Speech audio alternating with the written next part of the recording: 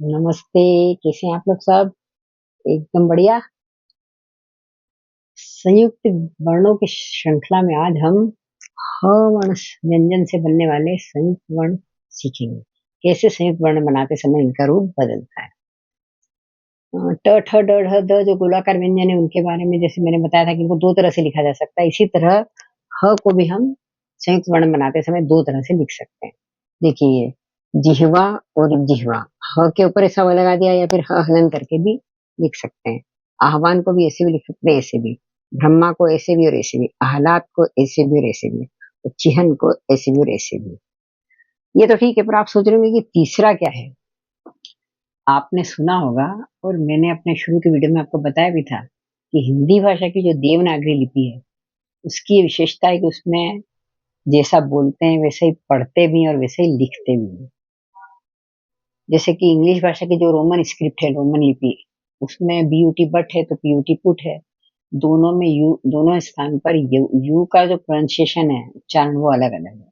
जबकि हिंदी भाषा में सारे वर्ण हमेशा एक जैसे ही बोले जाते हैं, लिखे जाते हैं और पढ़े भी जाते हैं। परंतु ह व्यंजन के साथ जो बनने वाले वर्ण हैं उनको इसका अपवाद कह सकते हैं। कैसे? देखिए, जैसे ये इसका उच्चारण वास्तव में तो क्या होना चाहिए? जी, ह हलंत है और वाह उसके बाद है, तो इसका उच्चारण होना चाहिए जिह्वा, मगर हम उसको बोलते क्या है? जिह्वा। इसी तरह से आह्वान होना चाहिए, परंतु हम उसको आह्वान बोल देते हैं। ब्रह्मा को हम ब्रह्मा बोल देते हैं। आह्लाद को हम आह्लाद बोलते हैं और चिहन को हम चिन्ह बोल देते हैं। ऐसा क्यों? तो एक्चुअली ह को हलंत रूप में आधा रूप बोलने में थोड़ा कठिन होता है। जैसे कि देखिए, आप जिह्वा बोलेंगे तो थोड़ा कठिन लग रहा है, जिह्वा आसान हो गया। आह्वान को बोलना थोड़ा कठिन है, आह्वान आसान हो गया। ब्रह्मा बोलना मुश्किल है तो ब्रह्मा बोलना आसान है। आह्लाद बोलना थोड़ा कठिन है, जबकि आह्लाद आसानी से बोल देते हैं। चिहन बोलना थोड़ा मुश्किल है, चिन्ह आसान हो जाता है।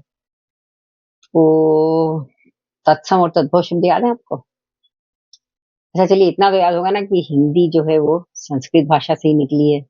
संस्कृत भाषा को हिंदी भाषा की जननी माता कहा जाता है।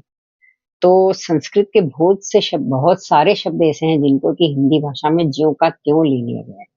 तत्सम, जहां वहां जैसे हैं उसी रूप में, उसी के समान यहाँ हिंदी में भी उसी तरह से इनको उपयोग किया जाता है। जैसे कि देखिए आप, संध्या, नदी, जल, सर्प, ये सब संस्कृत के ओरिजिनल शब्द हैं जिनको कि यहाँ हिंदी में इसी रूप में उपयोग किया जाता है। अब दूसरे हैं तद्भव शब्द। तद्भव शब्द ऐसे हैं जिन जो कि संस्कृत से ही निकले हैं, परंतु उस समय के साथ उनका कुछ रूप बदल गया, तो कुछ बदले हुए रूप में वो हिंदी भाषा में उपयोग किए जाते हैं।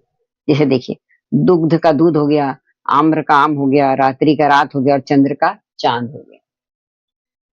तो यहाँ क्या है, यहाँ जो ये उदाहरण है, इनमें जो ये पहले रूप है, ये सभी तत्सम रूप है।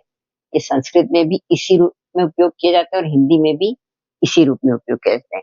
और ये दूसरे वाले रूप हैं, ये हिंदी केंद्रीय निदेशालय के जो नए नियम है उनके अनुसार ये हलंत वाले रूप भी अब मान्य किए जाने लगे हैं। परंतु बोला उनको इस तरह से जाता है, जो कि गलत है ना? क्योंकि अभी अभी देखिए, चिन्ह को देखिए आप, चिन्ह को ज्यादातर लोग चिन्ह ही बोलते हैं, चिहन लोग बहुत कम बोलते हैं। और ये इतनी ज्यादा बार बोला जाने लगा है, बहुत से लोग तो लिखते भी इसको चिन्ह ही है। तो इतनी ज्यादा बार लिखा जाने लगा है और इतना इसका ज्यादा उपयोग होने लगा है कि अब इसको तद्भव रूप के रूप तद्भव रूप के तद्भव के रूप में, इसको तद्भव शब्द के रूप में इसको स्वीकार किया जाने लगा है और इसको इस रूप में भी इसको सही माना जाने लगा है। हो सकता है कि भविष्य में ये सारे जो बोलने वाले रूप है ये भी तद्भव शब्द के रूप में इनको भी मान्यता देना पड़ जाए हमको,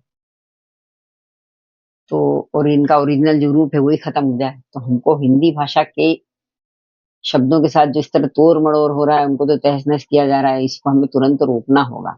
इस दिशा में हमको जरूर प्रयास करना होगा। तो हम हमेशा ये ही शब्द लिखें ओरिजिनल, और पढ़ें भी ऐसा ही और बोले भी ऐसा ही।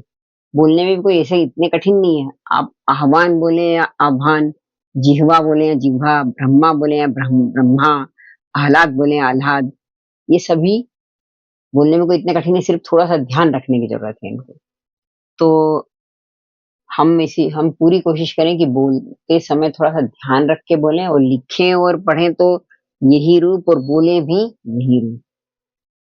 तो आज हमने व्यंजन के बारे में सीखा कि उसको जब संयुक्त वर्ण बनाते हैं तो कैसे रूप उसके बदलते हैं।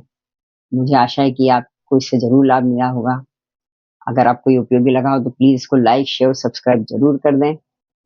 तो चलिए अगले वीडियो में फिर मिलते हैं किसी नए विषय के साथ। तब तक के लिए नमस्ते, धन्यवाद, बाय।